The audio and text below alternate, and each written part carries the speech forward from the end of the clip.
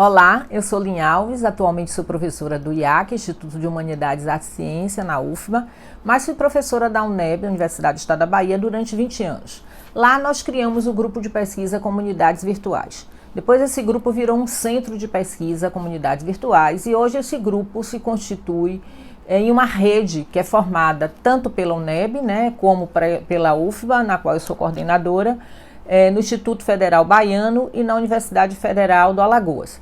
Nessas instituições públicas federais existem coordenadores deste grupo de pesquisa, cadastrado no CNPq, numa ação inédita. Nós temos 4 comunidades virtuais em cada uma dessas universidades públicas e institutos federais. E essa rede, ela vem se consolidando desde a sua origem, quando foi criada lá em 2002 na UNEB, enquanto um espaço de produção de conhecimento e processos formativos iniciais e permanentes, formação de novos pesquisadores na área de cultura digital, do universo digital. Ao longo dos anos, a gente vem investigando questões relacionadas com as plataformas digitais, com as diferentes plataformas digitais e como é que isso tensiona os processos de ensino-aprendizagem. Mas nós nos detemos especialmente na questão dos jogos digitais. E ao longo desses anos todos, são quase 19 anos, nós, além de investigarmos as questões relacionadas com jogos digitais, nós também somos responsáveis pela formação tanto dos profissionais que atuam no ecossistema da Bahia, quanto de novos pesquisadores na área e no desenvolvimento de jogos. Então, na verdade, isso é o que é o Comunidades Virtuais nessas 4 instituições. E como é que começa minha interação com os jogos? Na verdade, eu costumo dizer que eu não jogava, Eu me lembro de meu irmão ter ganho o Atari quando eu era já uma adolescente. Não tinha muito interesse nisso. Sempre joguei jogos analógicos, jogos de tabuleiro. Mas a relação com os jogos digitais começa a partir desse Atari, que meu irmão ganhou e eu começo a jogar o Pac-Man. Depois isso fica esquecido durante um bom tempo. E aí eu vou fazer o meu doutorado nessa área, na área de jogos digitais e violência. E aí sempre a gente vê uma questão, sempre via, e ainda vê uma questão recorrente, de que as crianças e adolescentes e até os adultos, eles não gostam dos ditos jogos educacionais. Eles normalmente falam que são toscos, medonhos e que é muito chato, e isso sempre nos incomodou. Então, quando foi em 2005, a FINEP, ela abriu um edital para desenvolvimento de jogos voltados para a educação. E aí foi a nossa grande salto, porque a gente queria sair desse discurso de ficar criticando os jogos educacionais e passar a desenvolvê-los, e tentar desenvolvê-los com características que se aproximassem dos ditos jogos feitos apenas para entretenimento, jogos comerciais, AAA, que seduzem, atraem crianças, jovens, adolescentes, adultos hoje, e até algumas pessoas da terceira idade. Pois é, então é assim que começa. E a gente começa desenvolvendo o Tríade, que é um jogo sobre a Revolução Francesa. E foi um grande desafio, porque aqui em Salvador não existia essa cultura de desenvolvimento de jogos, nem de pesquisa na área de jogos. Então a gente teve que começar esse processo agregando pessoas de diferentes instituições públicas e privadas do estado da Bahia, para começar o desenvolvimento do Tríade de forma bem assim, digamos, a gente quis fazer um grande desafio, Começar fazendo um jogo em 3D, um jogo de RPG, e tudo isso foi relativizado durante o processo, mas o jogo continuou sendo um jogo em 3D. E usamos o Torque na época, tivemos o apoio de Esteban Clua, que nos orientava, que é professor da Universidade Federal Fluminense, que nos orientou na escolha dos motores, dos engines, veio aqui, inclusive fez vários processos de formação para a gente, é uma pessoa muito responsável pela minha entrada nesse universo de desenvolvimento de jogos. Então foi assim que começou a história. E de lá para cá, ao longo dos anos que eu estive na UNEB até 2017, nós desenvolvemos 12 jogos na UNEB e eu já desenvolvi um jogo aqui na UFBA, que foi um jogo, na verdade a CAPES e a RNP financiaram um protótipo, E aí eu já estava na UFBA quando eu comecei o desenvolvimento desse jogo. Bem, e dentre esses jogos, a gente sempre teve uma preocupação de trazer conteúdos, digamos assim, que tensionam as matrizes curriculares do ensino fundamental e médio, mas trazer essas narrativas de forma lúdica, que proporcionasse ao jogador uma experiência de fruição, né, de que ele não sentisse que ele estava ali tendo que aprender um conteúdo, mas que aquele conteúdo ele estava articulado tanto na narrativa quanto nas mecânicas, na verdade, em todo o jogo, no jogo como um todo, né, em toda a estética do jogo. E aí, como eu falei, foram 12 jogos na UNEB, um jogo na UFBA, e a UNEB já desenvolveu mais um jogo, que é o Divercut. Então, a gente tem, ao todo, esse grupo, Comunidades Virtuais, tem 14 jogos desenvolvidos.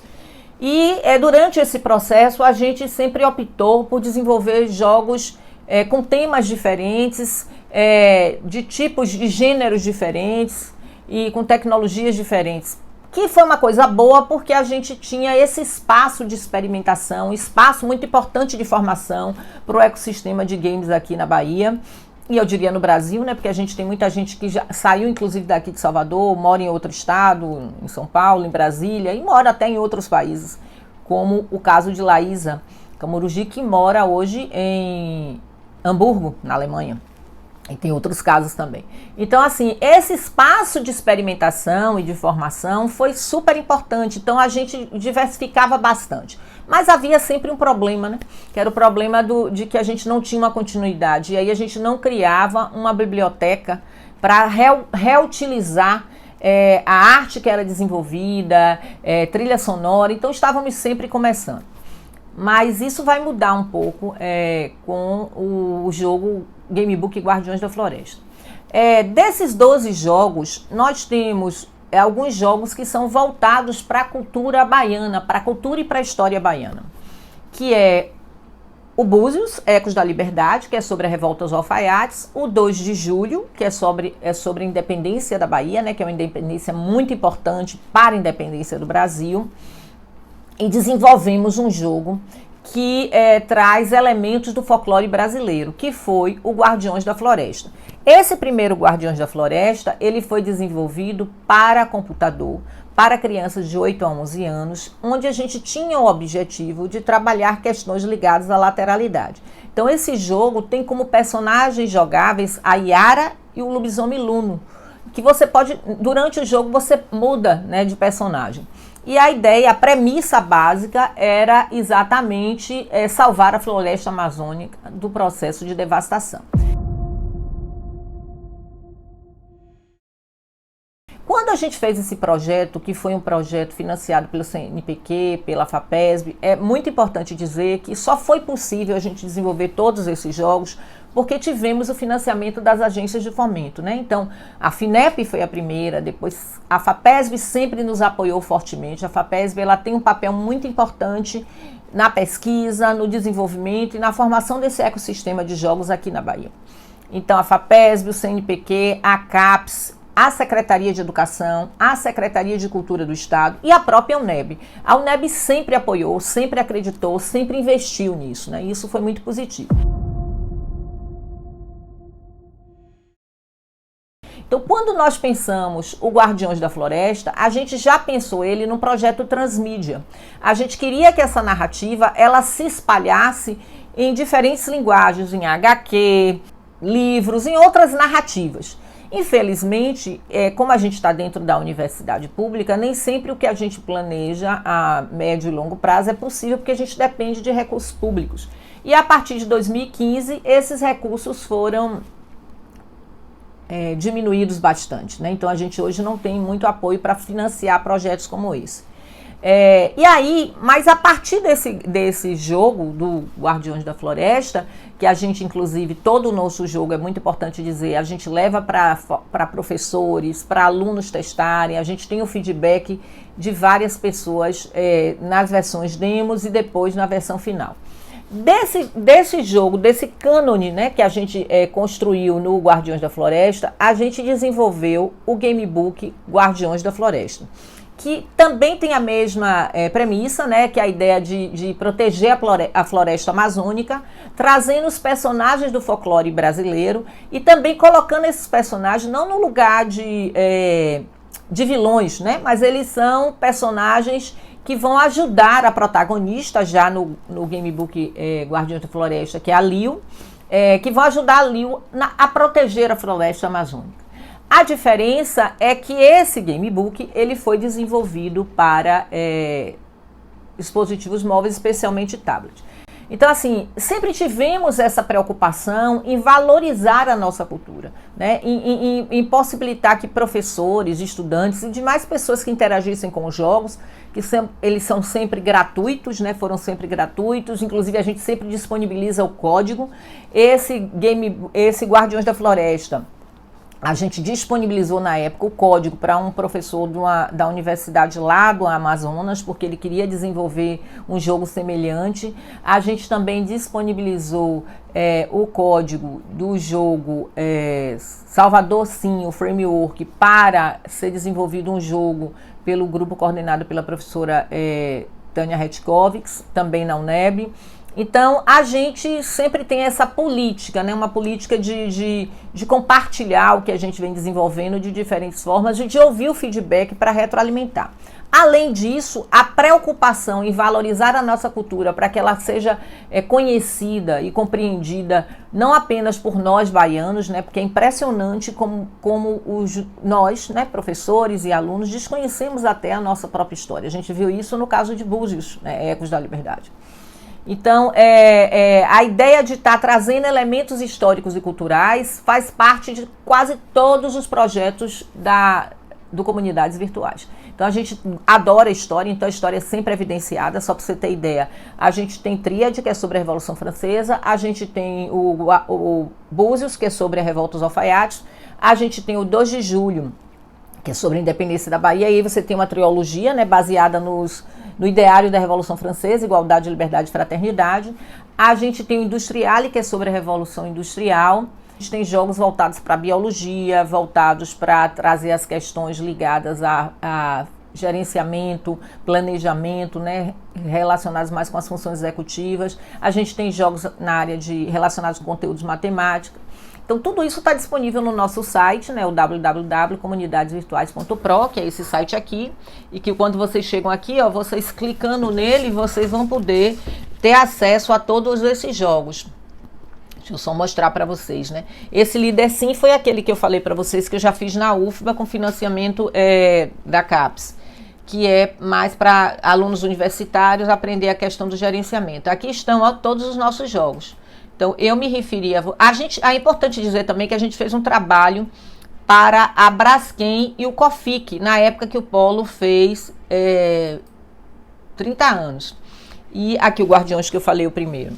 E os jogos, inicialmente, a gente começou a desenvolver, como eu falei, no Torque. Depois a gente migrou para esse é o Gamebook Guardiões da Floresta. Depois a gente migrou para o Flash, porque...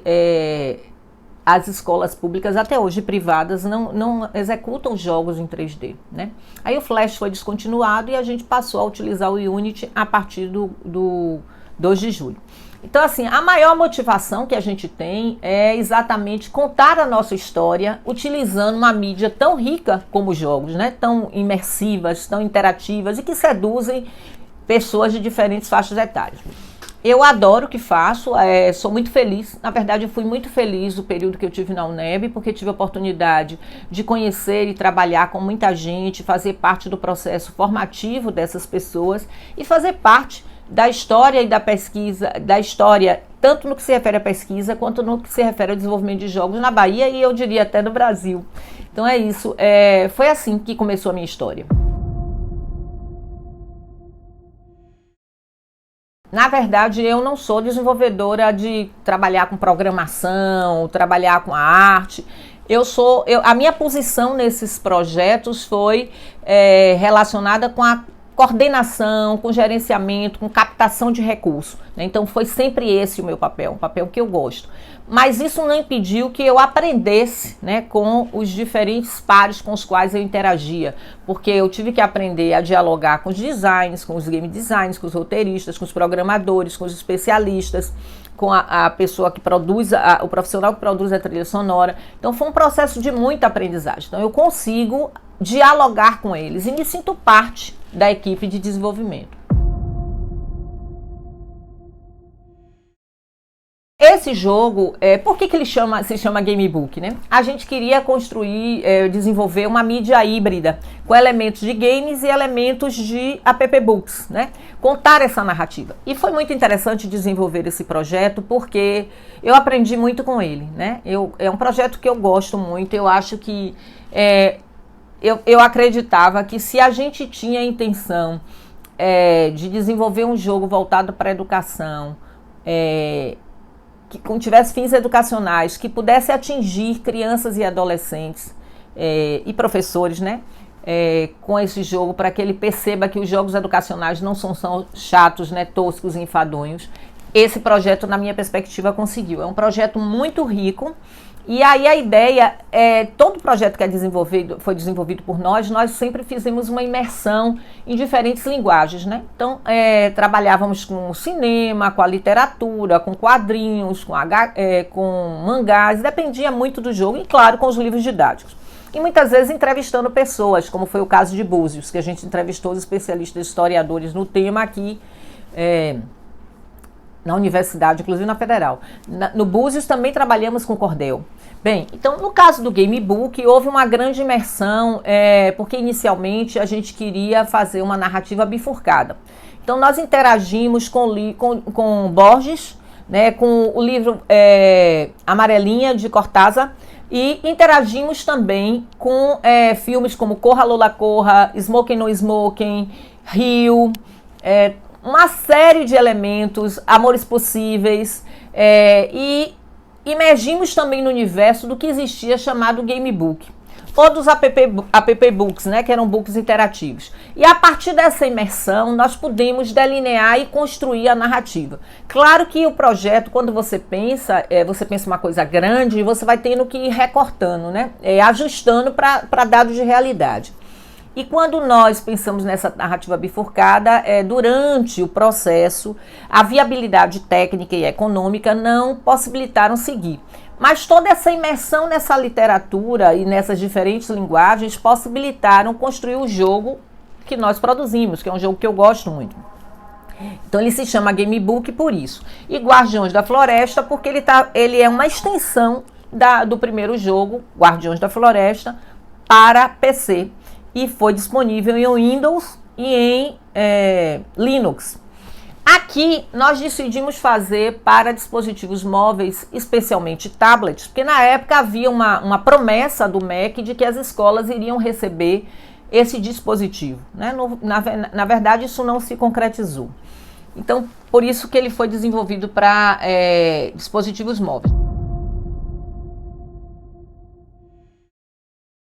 O game design desse jogo foi Felipe Pereira, e que coordenava também essa parte, toda a parte técnica do projeto, era o coordenador.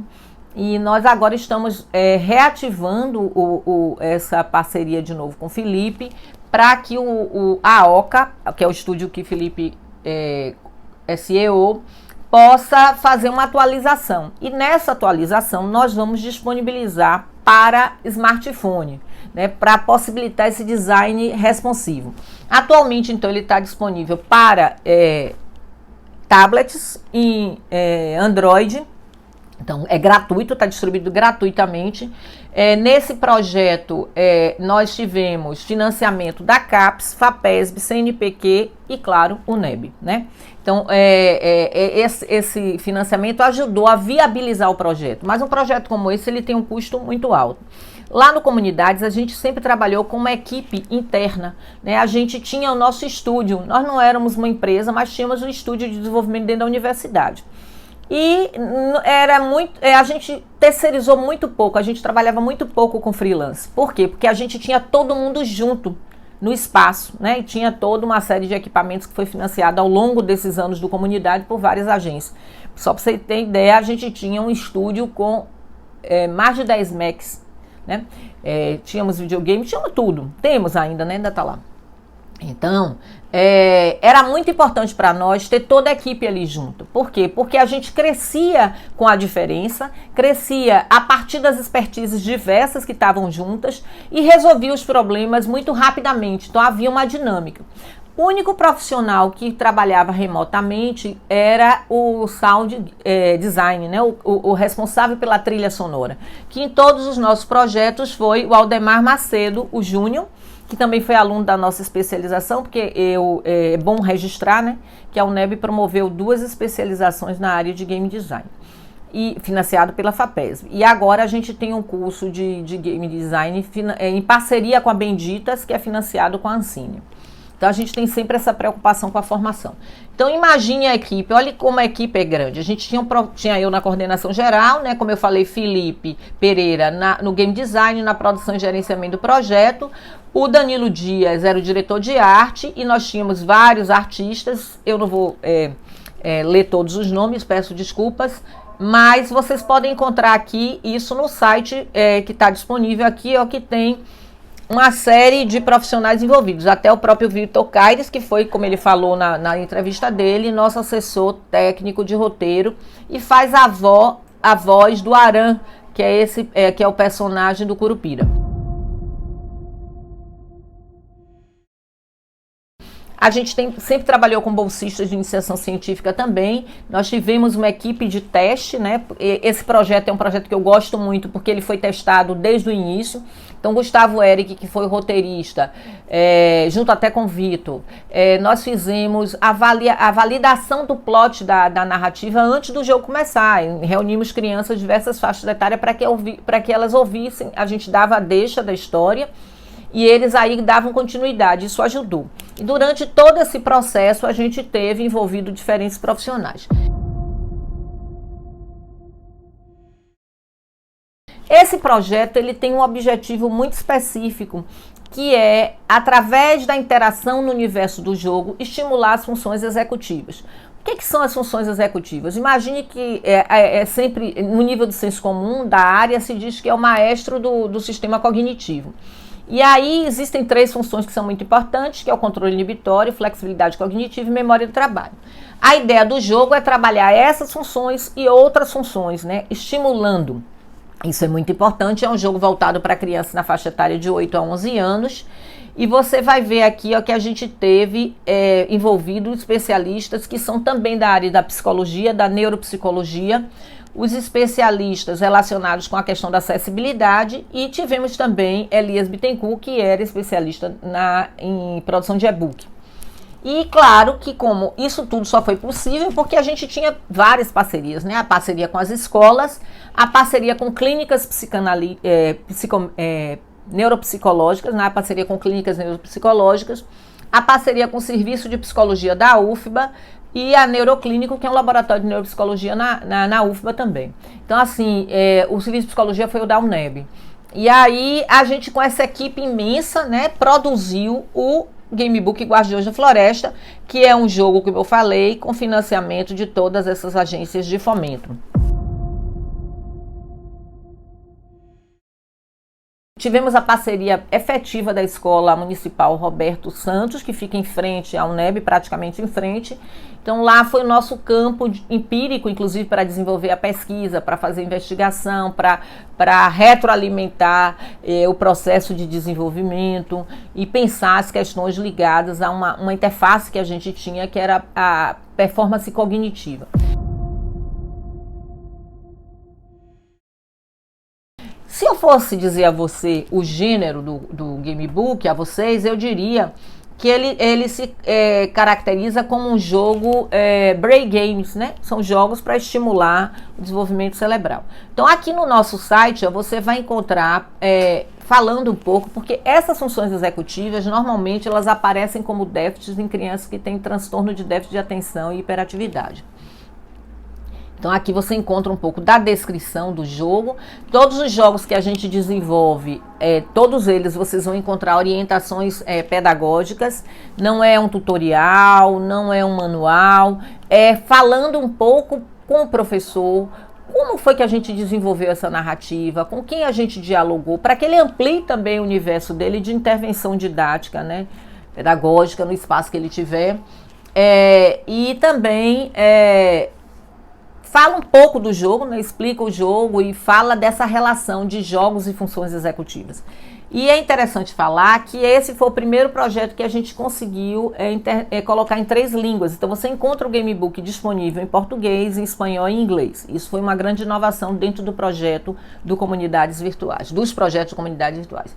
Outra questão importante para destacar do Gamebook é que ele não é um jogo, um ambiente interativo voltado apenas para cenários escolares, né? Ele pode ser também um ambiente para os espaços terapêuticos que atendem crianças com déficit dessas funções executivas. Tanto que nós fizemos, né? Como eu falei para vocês, a gente tinha parceria aqui com as clínicas e a Ion, por exemplo, foi uma clínica que abriu esse espaço para que a gente também trabalhasse com o jogo lá, com as crianças que estavam em processo de atendimento. E daqui nasceram 3 dissertações e vários artigos publicados. Então, quem quiser, tiver interesse, saber um pouco mais, pode procurar, não só mandar e-mail para a gente, né, entrar em contato, seja através das redes sociais, que a gente está em todas as redes, ou seja, mandando um e-mail para mim, para ter acesso. E, atualmente, a professora Luciana Banks tem desenvolvido um projeto com o orientando dela em cima do Gamebook. Então, assim, a gente teve várias demandas de pesquisadores, de especialistas da área de neuropsicologia, demandando o acesso a informações, querendo ampliar um pouco o universo de interação para poder compreender como eles poderiam utilizar nas suas respectivas áreas. Nenhum projeto acontece sem ter dificuldades. Nós tivemos algumas dificuldades. O projeto ele levou 2 anos para ficar pronto. Nós começamos em 2013 e só concluímos ele em 2015. O primeiro ano, 2013, foi um ano basicamente de imersão na literatura, de compreender o que era isso de funções executivas, como isso se relacionava com o TDAH. Aí fomos procurar os especialistas, criamos até um evento que se mantém até hoje, que é o Seminário de Tecnologias Aplicadas à Saúde e Educação. Convidamos pessoas, juntamos o povo que era interessado em neuropsicologia aqui, inclusive aquelas pessoas que eu mostrei para vocês, né, os especialistas, os professores na universidade, para poder entender. Então, o tempo para pensar isso foi muito longo, né? E de encontrar parceiros que quisessem trabalhar com a gente. E além disso, era uma mídia nova, né? Tinha ainda essa questão do Gamebook, tinha ainda essa ideia, como eu falei para vocês, de querer fazer essa narrativa bifurcada e integrar isso com o projeto do Guardiões da Floresta. Então a gente teve essas dificuldades iniciais. Tivemos algumas dificuldades também no processo, que foi, a ideia da gente era que a gente pudesse disponibilizar também para iOS.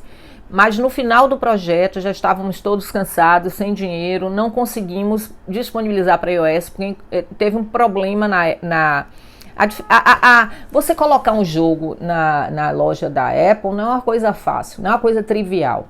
Né, tem algumas exigências e a gente enfrentou alguns problemas e aí tivemos que deixar isso para um segundo momento. Um outro problema que eu vi, na verdade, de dificuldade do projeto foi que a gente não pensou no design responsivo, né? Então, o que é que aconteceu? Você até pode jogar no celular, no smartphone Android, se o seu smartphone tem uma tela maior que possibilita essa interação, que essa experiência seja positiva e que você consiga imergir no universo. Mas a maioria das pessoas tem Android, smartphone do tipo Android, que não dialogam muito com, digamos, com a interface do nosso jogo. E isso dificulta. Então essa foi uma falha que eu vejo, né? A outra falha que a gente tem no jogo é que a gente pensou, a gente queria tanta coisa com ele e a gente estabeleceu, por exemplo, 10 níveis. E hoje a gente percebe claramente, isso faz parte de um aspecto que a gente vai reavaliar para a nova versão do jogo que eu falei para vocês. Ele tem 10 níveis, só que a partir do quinto, essa curva de aprendizagem ela cai. E isso desmotiva o jogador. Então teve um problema aí na questão do design do jogo. Então isso é uma outra questão. A gente teve problemas também no desenvolvimento dessa performance, que a ideia era você ter uma interface que pudesse estar registrando como é que estava sendo desenvolvido e estimulado as funções executivas que queríamos trabalhar no jogo. Então isso foi uma outra falha. Aí mesmo com o jogo acabado, entregue, né, para a comunidade em 2015 e fechamento do projeto, do financiamento do projeto, prestação de conta, a gente continuou investigando. Então Tassis, por exemplo, era um aluno do curso de Sistema de Informação, hoje ele já formou, o TCC dele foi sobre isso.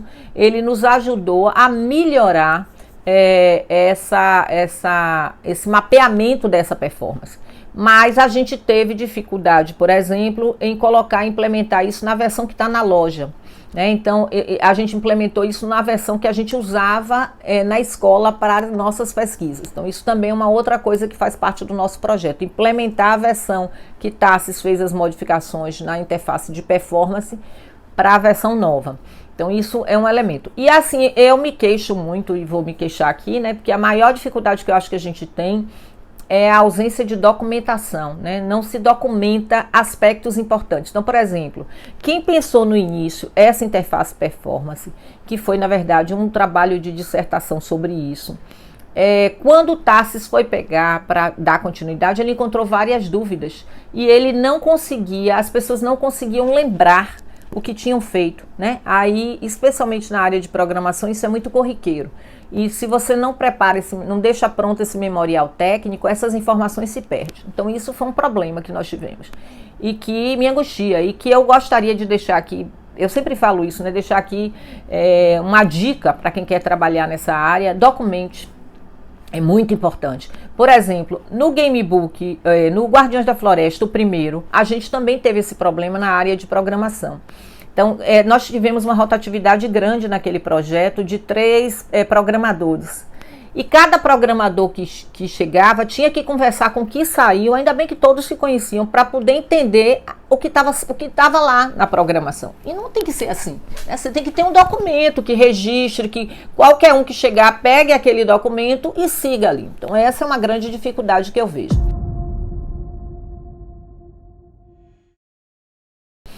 Em relação à distribuição, nós não tivemos dificuldade. Tanto a parte de marketing como de distribuição, para a gente é uma coisa tranquila. A gente fez várias peças de divulgação em diferentes cenários, tanto na época, né, ainda era impressa, a gente usava muito divulgações impressas, mas a gente usou bastante as redes sociais, né? Então eu fiz muita divulgação, o pessoal da equipe também, a gente divulgava nos grupos de WhatsApp, a gente divulgava nos nossos canais, no nosso site. Então todo lugar que eu ia falar e que todo mundo que estava trabalhando, engajado com isso, falava do Gamebook. Então tem muita divulgação na internet que você pode encontrar, né? E eu usava muitas redes sociais, as minhas redes sociais particulares, individuais, para poder divulgar. Como o jogo não era pago, então a intenção não era ganhar dinheiro, era exatamente seduzir professores, estudantes e pesquisadores a interagirem com a mídia.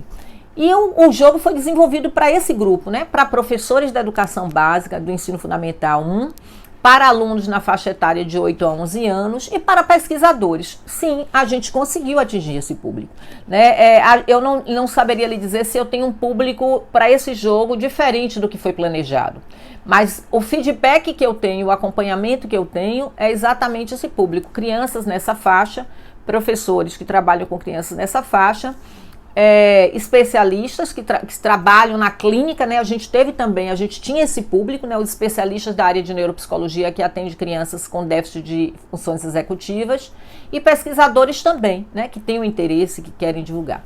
Então a gente conseguiu atingir esse objetivo do público. A gente não teve, eu não saberia lhe dizer se eu tive um público diferenciado, mas com certeza eu atingi o público que nós planejamos.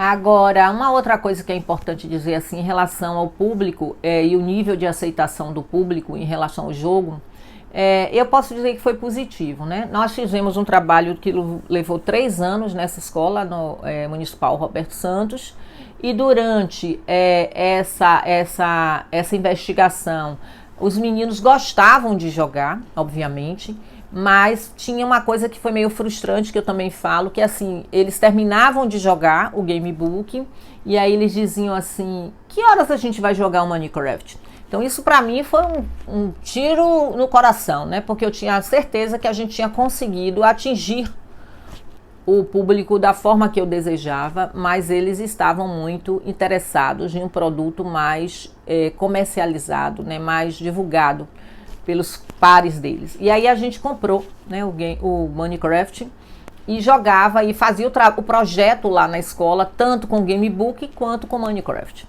Então,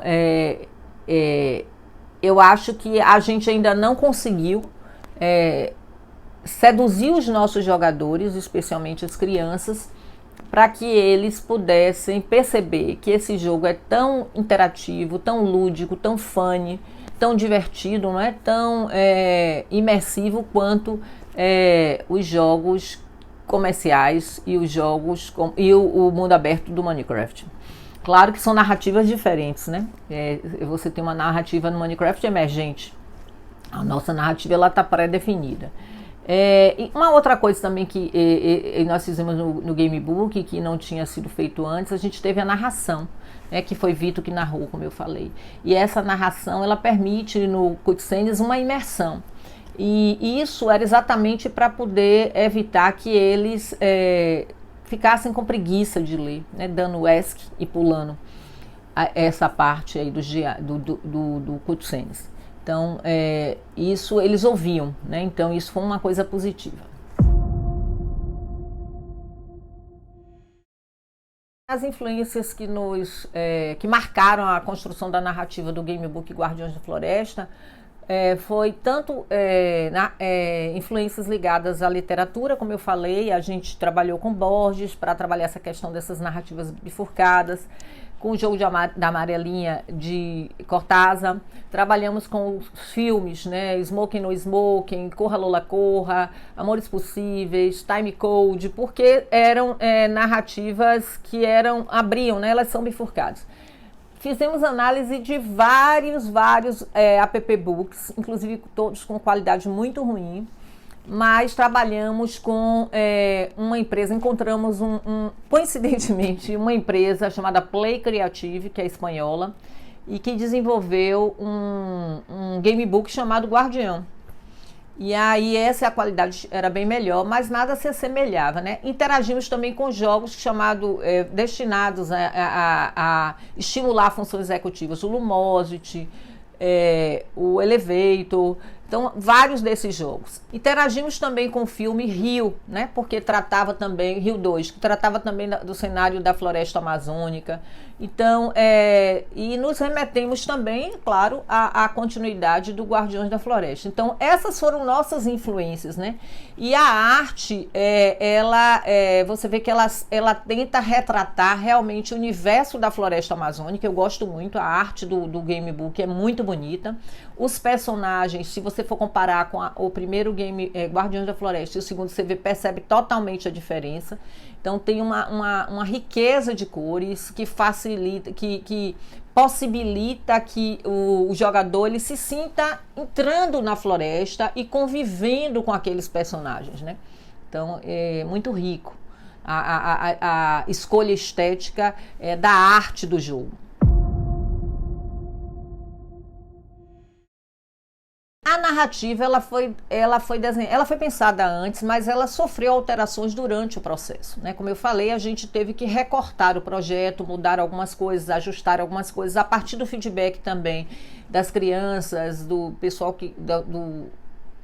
dos neuropsicólogos, né, que iam interagindo. Então isso tudo foi mudando, foi sendo alterado durante o processo e a partir desses feedbacks. É importante dizer para vocês que para desenvolver um jogo voltado para avaliar, para estimular, né, as funções executivas, você precisa ter a presença de um especialista de neuropsicologia o tempo todo. Então, nós, antes dos minigames estarem implementados no jogo, eles foram, a modelagem foi avaliada por 3 especialistas da área de neuropsicologia, doutores na área. Então, eles avaliaram antes na modelagem, eles avaliaram depois que foi implementado e eles avaliaram na versão final. Por quê? Porque a gente precisava o tempo todo desse feedback para saber se aqueles minigames poderiam realmente contribuir para estimular ou não determinadas funções. Então, os minigames, cada minigame ele tem a função de estimular determinada função. Só que é difícil você estimular apenas uma, né? Então você pode estar estimulando ali a memória de trabalho e a atenção, né? Você pode estar trabalhando com flexibilidade cognitiva e autorregulamento, então autorregulação, então isso pode acontecer. Então, durante todo o processo, a gente, a partir dos feedbacks, tanto feedback no que se refere ao game design do jogo, a arte do jogo, a narrativa, tanto no que se refere aos minigames estarem efetivamente estimulando as funções executivas. Então, isso tudo foi sendo ajustado a partir desses feedbacks. O game design do jogo foi Felipe Pereira, né, que também faz parte aqui desse bloco de entrevista e também é membro do nosso projeto. Mas o game design, ele sofre influência, eu acho, de toda a trajetória do Comunidades, né, de todos os jogos que foram desenvolvidos, e também do Guardiões da Floresta, o primeiro. Então a ideia é que o jogador, ao emergir naquele universo, né, ele vai se defrontar com alguns problemas, né, que ele precisa resolver, que é a personagem Leo. Eu esqueci de dizer para vocês que a gente sempre gosta de colocar personagens femininas nos nossos jogos. E a gente procurou homenagear em alguns momentos alguns membros da comunidade. Então, Leo é, na verdade, Lígia, que foi a inspiração, que era bolsista de iniciação científica da área de pedagogia. Então, quando Leo emerge no universo da floresta amazônica, ela está com seus pais, que são biólogos, né, que eles vão atrás de uma flor rara que tem lá para transformar essa flor em uma substância para gerar remédio para ajudar as pessoas. No que eles começam essa exploração, eles são barrados por algumas pessoas que estão responsáveis pelo desmatamento, né? Tem uma empresa de celulose que está desmatando a floresta e eles são levados. E Leo se defronta com o primeiro conflito, né? Seguir atrás dos pais, e aí de repente ela vê os guardiões, né? Só ela consegue ver os guardiões, tem essa coisa mítica. E aí ela fica na dúvida se ela segue aqueles guardiões, que é o Saci Pererê, o Curupira, a Iara, ou se ela vai atrás dos pais. E nesse momento ela vai atrás desses seres míticos. E foi interessante porque na época que a gente estava planejando o roteiro, havia uma grande discussão, até pelo viés da psicologia, de que uma criança de 8 anos, ela não hesitaria, ela iria atrás dos seus pais. Só que quando a gente foi validar, lembra que eu falei que a gente validou o plot do roteiro? Quando a gente foi validar, aconteceu exatamente o contrário, né? As crianças optaram por seguir os seres fantásticos. E aí a gente fez isso. E aí durante esse encontro de Leo com os Guardiões da Floresta, eles vão tentar proteger a floresta amazônica que está sendo devastada, que está sendo incendiada, para depois ajudar os pais de Leo, né? Libertar os pais de Leo. Durante esse processo, ela vai coletar, né, alguns elementos no cenário que vai ser usado depois, né? Então ela vai precisar deles, ela precisa dessa coleta. E em cada momento que ela vai interagir com alguns personagens não jogáveis, eles vão dar missões para elas. E essas missões remetem aos minigames. E esses minigames todos ambientados no contexto da narrativa da floresta amazônica, com elementos da floresta, com informações importantes sobre determinadas frutas, sobre a vegetação, sobre a fauna, que vai, a partir de determinadas caixas de texto, ela vai tendo esta informação e vai ampliando, né, o universo dela. E à medida que ela vai vencendo esses desafios, ela sempre retorna para o mapa central do jogo e vai continuar coletando determinadas frutinhas até chegar depois de vencer todos os desafios, as missões, cumprir todas, ela vai chegar onde está aprisionado os pais e vai libertá-los. E aí ela vai ter um outro conflito, né? O conflito, na verdade, que será que os pais devem ou não levar essa flor tão rara da floresta, né? Então, porque assim, ela aprendeu isso com os guardiões, né? Da preservação. E aí esse conflito, eu não vou contar o que acontece, mas é um conflito final, né? Então a gente está bem sintonizado com a perspectiva do Campbell, da jornada do herói, né? Ela é chamada para a aventura, ela vai se defrontar com desafios, ela vai se defrontar com pessoas que vão ajudar, né? Que vão atuar como mestres, que vão orientá-la, mas vai se defrontar também com os vilões. E ela vai ser estimulada o tempo todo, ela, a jogadora ou o jogador, ele joga como Leo, né, menino ou menina, a solucionar esses problemas e resolver esses conflitos para alcançar o objetivo, que é salvar os pais e proteger a floresta amazônica. Então, esse é o plot da narrativa e o game design do jogo, tanto no que se refere às mecânicas, a narrativa, a estética, ele está em torno disso que eu acabei de explicar para vocês. Eu esqueci de falar, não sei se já falei, mas em nível de tecnologia, nós utilizamos o Unity. O nosso jogo é em 2D e é jogado na primeira pessoa. Em nível de concepção, que eu acho que situou o game design, tinha uma relação muito próxima, eu acho, com o que Shell trabalha, né? Que é essa tétrade, né? Essa tétrade elementar que ele coloca, que é essa relação entre a tecnologia, entre as mecânicas, entre a estética e entre as narrativas, que é um pouco do que eu falei anteriormente.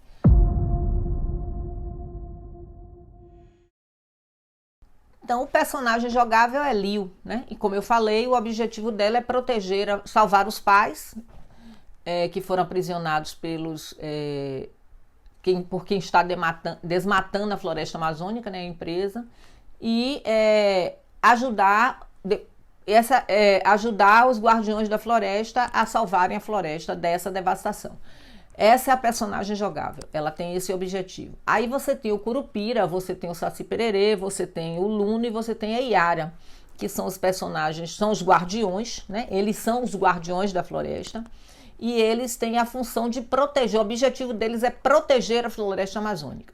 E para isso, Leo se junta a eles, e aí, além de ter o desafio de proteger a floresta amazônica, esses seres míticos agora vão também ter o desafio de ajudar a salvar os pais de Leo que foram aprisionados.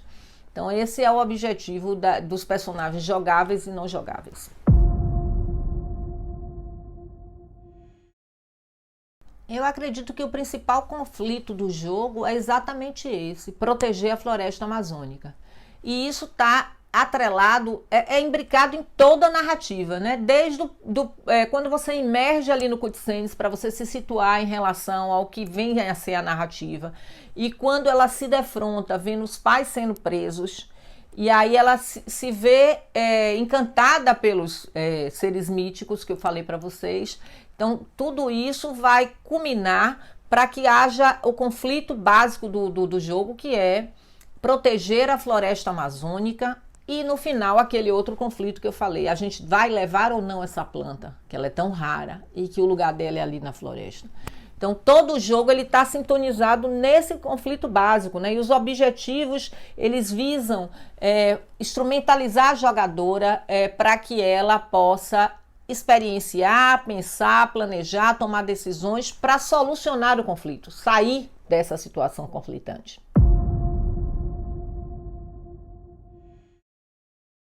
O jogo trabalha temas como proteção da floresta amazônica, sustentabilidade,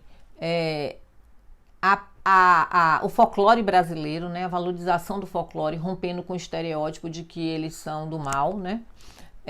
Trabalha com a questão de trabalhar em grupo, né? Você está junto cooperativamente para solucionar um problema. Basicamente, eu acho que é isso aí. E dá para trabalhar isso na escola? Sim, dá. São temas muito importantes. A discussão da floresta amazônica cada dia está mais atual, né? Você vê uma discussão que invade o cenário internacional, né? Não só nacional. E é muito importante que desde crianças, desde pequenas, as nossas crianças pensem na importância de cuidar do ambiente, né? De proteger o ambiente. A Amazônia é o nosso pulmão, é o pulmão do mundo, né? Está no senso comum isso já. Então, desde pequeno, nós temos que aprender a proteger essa floresta, aprendendo pequenas coisas no universo que a gente está, cuidando desse espaço no qual a gente vive, para que isso seja transposto para um cenário maior. E, além disso, é a coisa mesmo, né, de você estar junto com outras pessoas para alcançar um objetivo em comum. A arte do Gamebook, ela foi desenvolvida por Danilo Dias, né? Então tem muita especificidade que eu não saberia falar para vocês. Mas toda a narrativa, ela está sintonizada com as escolhas artísticas, ela está sintonizada com a escolha da trilha sonora, ela está sintonizada com a escolha do design do jogo, né? Dos desafios, dos minigames, está tudo sintonizado na temática proteção da floresta amazônica, de forma ampla, está tudo integrado dessa forma.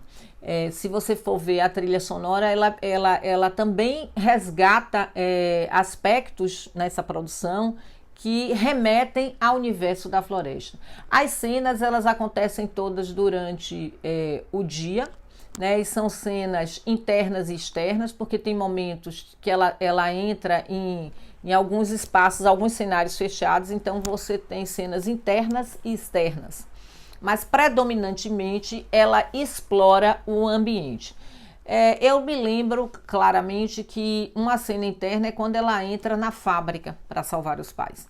Mas as demais cenas, elas acontecem, por exemplo, quando você vai na tenda para realizar uma determinada missão, essa tenda ela é aberta também. Então você o cenário é muito mais externo do que interno, mas você tem uma cena no cenário e um desafio no cenário, né, um minigame para ser resolvido, que ele é na parte interna, não é um cenário externo, mas um cenário interno. Toda a atmosfera criada para o jogo faz com que o jogador se sinta imergindo no universo da floresta amazônica, né? Então, todo o cenário favorece a isso. Toda a arte favorece a isso. A trilha sonora favorece essa imersão. Então, todos esses elementos ligados à estética, à mecânica e à narrativa favorecem essa imersão no ambiente. Então, é um jogo totalmente ambientado no cenário da floresta amazônica.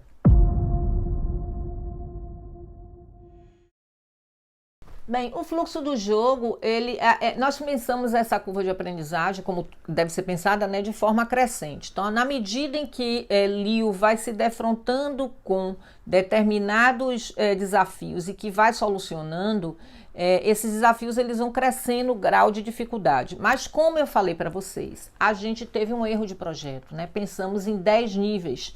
E aí quando você chega, por exemplo, no 5º nível do jogo, você começa a perceber uma certa queda na curva de aprendizagem. Isso mexe com o estímulo, né? Com a motivação. E aí termina sendo desestimulante. Então a ideia é exatamente alterar isso, de 10 para 5. O sistema de recompensa do jogo, na medida que Liu vai coletando determinados objetos, determinados elementos da flora, e isso vai sendo guardado porque ela vai usar depois. Então isso funciona como uma recompensa para ela, né? E na medida que ela vai liberando determinadas funcionalidades do jogo, isso também funciona como uma recompensa e como um feedback. Então o jogo, ela só vai ganhar o jogo se ela conseguir vencer o último desafio, que é salvar os pais. Acontece de ter game over? Acontece sim, porque se ela, por exemplo, leva um determinado tempo sem solucionar aquela missão, né, e isso vai impactar no game over e ela volta a partir de onde ela parou. Então, as regras elas são claramente definidas no jogo, né? Então passa pela atribuição de onde ela vai poder interagir ali no mapa, né? Tem algumas paredes invisíveis nas quais ela não pode explorar, o que ela tem que fazer para alcançar o objetivo dela, e isso envolve ela estar trabalhando junto com os seres míticos, envolve ela estar realizando determinadas funções nas quais ela vai interagir com outros personagens da fauna e da flora, né, que vão dar missões para ela resolver. Então isso está bem claro no jogo. Eu acho que isso não dificulta. Nós não percebemos, ao longo da interação dos jogadores, professores e alunos, dificuldade em interagir com, e na clínica também, em interagir com o jogo. A lógica é fácil de compreender. Está muito explícito, tanto o sistema de regras como o de recompensa.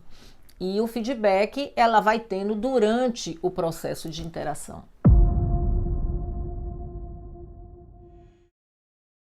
Eu daria algumas dicas, assim, se você gosta de jogar, gosta muito de jogar, não é suficiente para você fazer um curso de jogos digitais, né? Você tem que buscar as pessoas que tem aqui em Salvador, que já vêm desenvolvendo jogos, e que já os cursos que nós temos. Hoje nós temos o curso na UNEB, da Unime, do IFBA. O IF Baiano vai ter um curso técnico, e nós temos um curso técnico também no Senai Lauro de Freitas. E tem agora o curso da Benditas, né, que é um curso de aperfeiçoamento na área. Então, existem vários cursos já de formação aqui. E existe os grupos, né, os coletivos, como a Bind, como a Gama, que é a Associação de Games e Animação. Existem vários grupos no WhatsApp que reúnem pessoas interessadas na área de games. Então você tem que buscar onde é que estão essas pessoas. E talvez o primeiro lugar para buscar essa informação seja dentro da universidade. A gente na UFBA não tem um curso de jogos, mas eu dou várias disciplinas, tanto em nível da graduação, no bacharelado de Ciência e Tecnologia, como também no mestrado e no doutorado do Programa de Ensino à Ciência, que eu discuto jogos e narrativas, né? E no IAC a gente vem oferecendo nos últimos anos vários cursos para estimular determinadas habilidades. Então já tivemos curso de Unity, já tivemos cursos na área de arte, já tivemos cursos de outros engines, que desculpem eu esqueci agora, mas tivemos vários cursos com o intuito de formar, não de formar, né, mas de instrumentalizar as pessoas que têm interesse nessa área. Então, acho que a primeira dica é, se você tem interesse na área de jogos, se você não quer ser só um jogador, você deve buscar informações nesses coletivos que existem e na universidade. Existe um diálogo entre a universidade e os coletivos, então você pode buscar em qualquer um deles apoio. Segundo, eu acho que você tem que ter clareza de que aqueles números astronômicos que a mídia fala, né, da indústria que ganha não sei quanto, não significa que você vai ganhar esse dinheiro. A nossa indústria no Brasil, ela é ainda muito tímida, né? Então, você imagine que um profissional, na média, assim, na Bahia, eu diria, mensalmente ele pode chegar a ganhar até R$ 1.800. Então, não é um salário astronômico, né? Então, eu acho que isso é muito importante, porque no meu contato com os jovens e pais que me procuravam lá na UNEB, eles tinham nesse imaginário de que trabalhar nessa indústria seria que você ia ganhar muito bem, e não é. Então, isso é uma coisa. E você tem que ter clareza de que é isso que você quer, que você tem que ter persistência, que apesar de tudo, das dificuldades, é isso que você quer. Porque senão acontece o que a gente vê, né? As pessoas vão iludidas, né? Acreditando que vão ganhar muito e se frustram e aí desistem, né? Outra coisa também que eu acho importante é que ninguém começa desenvolvendo um AAA igual Assassin's Creed, por exemplo, né? Então isso é processo, você pode até um dia chegar a desenvolver um jogo como esse, mas não criar essa expectativa já desde o início, porque isso também é frustrante. Então, acho que são aspectos fundantes, né? E no mais, eu acho que o mais importante é você conversar com pessoas que trabalham e que interagem nessa área. Eu me coloco sempre à disposição, sou uma pessoa que gosto muito da área, sou muito sintonizada com o ecossistema, quero bastante que ele se dê bem, se consolide. Então, qualquer coisa eu estou aqui. É só você me procurar. Meu e-mail é linhaalves@gmail.com. E mais fácil ainda, entre no site do Comunidades Virtuais, siga a gente nos canais, nas nossas redes sociais, e você vai ficar sempre informado, porque a gente está sempre realizando, né, atividades e eventos. Esse ano, por exemplo, a gente vai realizar a 14ª edição do Seminário de Jogos Eletrônicos, Educação e Comunicação, agora em junho. Então, vai ser online, é gratuito, então é uma grande oportunidade. Então, não falta lugar para você ter informação e ter clareza se é realmente isso que você quer. E se você já está na indústria, não esqueça de documentar. Documente, é muito importante. Eu sei que você vai pensar assim, mas eu vou perder tempo do que eu estou fazendo aqui para registrar isso. Mas isso é fundamental, gente, para não acontecer o que eu falei que aconteceu com nossos projetos. É isso. Espero ter contribuído, né, para a formação de vocês, falando um pouco de algo que eu gosto muito de falar, que é sobre os jogos.